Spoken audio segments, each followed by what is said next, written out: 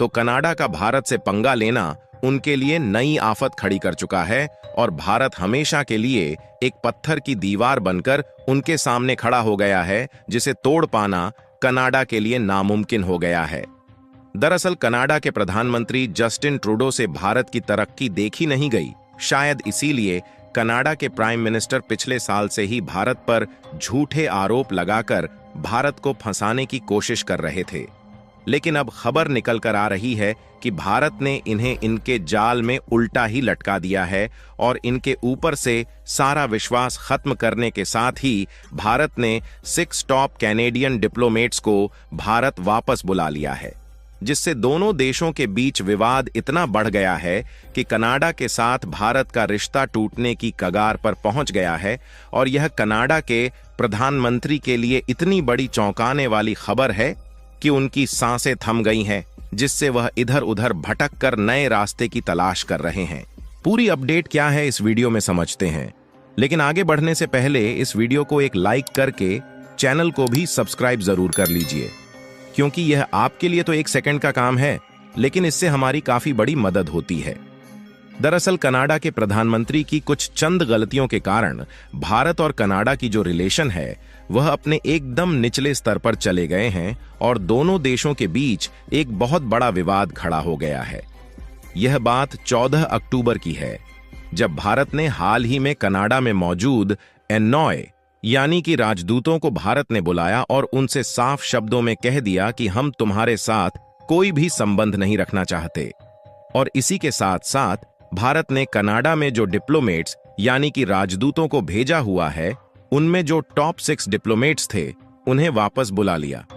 और ऐसा भारत को इसलिए करना पड़ रहा है क्योंकि भारत के सिर से पानी अब ऊपर जा चुका है और अब कनाडा को सबक सिखाने के लिए केवल एक ही ऑप्शन रह गया है, क्योंकि इन सब के पीछे बहुत बड़ी वारदात है जो कि पिछले साल से ही चली आ रही है। इस समय आप लोग जिस व्यक्ति को देख रहे हैं, इनका नाम हरदीप सिंह निज्जर है, जो कि खालिस्तान टाइगर फोर्स के लीडर माने जाते हैं और इन्हें आमतौर पर दुनिया आतंकी की तरह देखती है। वैसे तो यह कनाडा के एक नागरिक है, लेकिन उससे पहले यह भारत के मोस्ट वांटेड आतंकी में से एक है, जिन्हें भारत ने साल 2020 में आतंकी घोषित कर दिया था। लेकिन पिछले साल सितंबर 2023 में किन्हीं अज्ञात लोगों द्वारा गोली मारकर उनकी हत्या कर दी गई। लेकिन इसका आरोपी सीधे तौर पर कनाडा के प्रधानमंत्री ने भारत की एजेंसियों पर लगाया और उनका कहना है कि इन्हें मरवाने में भारत के किसी सीनियर डिप्लोमेट का हाथ है। हालांकि इन्हें मरवाने में भारत ने ऐसा कुछ भी नहीं किया था, इसीलिए भारत ने इसे स्वीकारने से और उनकी बात मानने से मना कर दिया। और भारत ने यह भी कहा कि अगर फिर भी तुम्हें लगता है कि हमने ऐसे किया है तो इसका कोई सबूत दिखाओ, तभी हम इस बात पर एग्री करेंगे। लेकिन कनाडा के पास इसका कोई भी प्रूफ नहीं मिला। फिर भी उसके बावजूद बार बार इनके द्वारा बेबुनियादी रूप से भारत पर झूठे आरोप लगाए जा रहे थे, क्योंकि जल्द ही कनाडा में चुनाव होने वाला है और वहां पर जो ज्यादातर जनसंख्या है वह सिख लोगों की है और सिख लोग वहां के खालिस्तानियों का बहुत बड़ा सपोर्ट करते हैं। लेकिन जब से खालिस्तान के लीडर की हत्या हुई है, तब से ज्यादातर जनसंख्या Canadian prime minister Justin Trudeau के खिलाफ है। ऐसे में यह चुनाव न हारे, इसलिए यह खालिस्तानी समर्थक को अपने सपोर्ट में करने के लिए भारत के खिलाफ इस हद तक उतर चुके हैं कि कोई सबूत न मिलने के कारण भी भारत पर भी बेबुनियाद और झूठे आरोप लगाए जा रहे हैं। और इतना ही नहीं, बल्कि इसी बीच इन्होंने भारत का नाम लेकर एक बहुत बड़ा झूठ बोला है। और यह झूठ इतना बड़ा था कि इन्हें प्रधानमंत्री ऑफिस से धक्के मारकर बाहर निकालने के लिए खुद कनाडा के सांसद एक साथ उतर आए। और भारत ने इस बीच इनको 440 वोल्ट का झटका देने की कोई कसर नहीं छोड़ी है।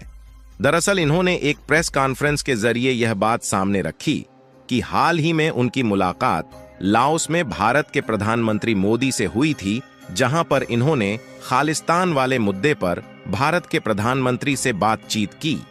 लेकिन भारत ने इस बयान को सीधा रिजेक्ट कर दिया और साफ तरीके से बताया कि लाओस में कोई भी इस तरीके की मुलाकात जस्टिन ट्रूडो के साथ नहीं हुई है।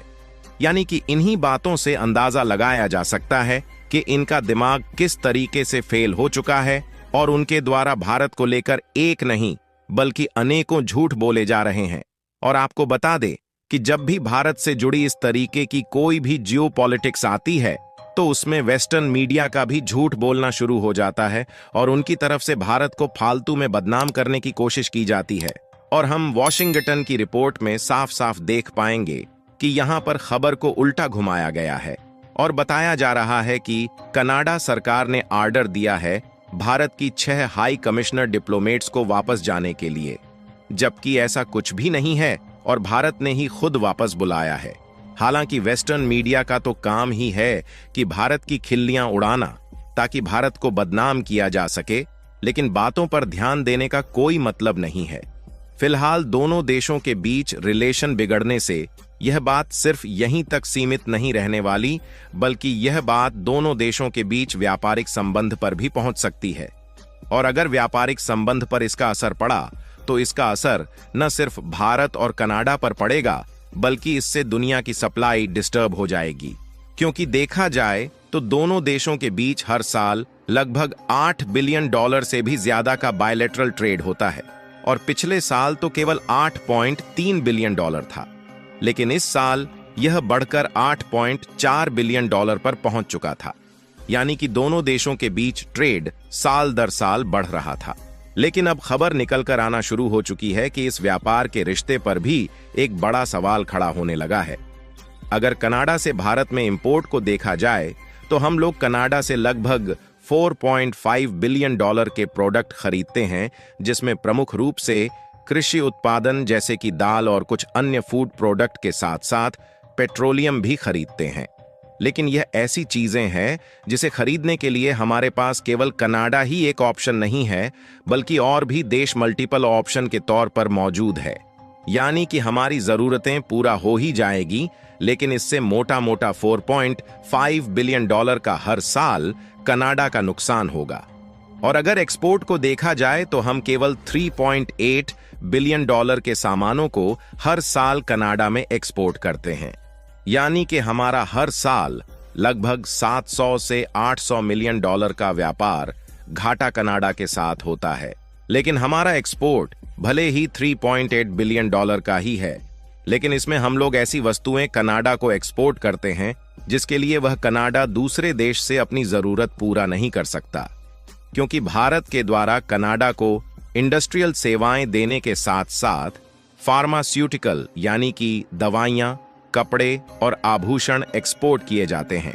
और इसमें फार्मास्यूटिकल्स यानी कि दवाइयां और आभूषण दो ऐसे प्रोडक्ट है जिसे कनाडा किसी भी हद में जाकर भी दूसरे देश से लेना नहीं चाहेगा।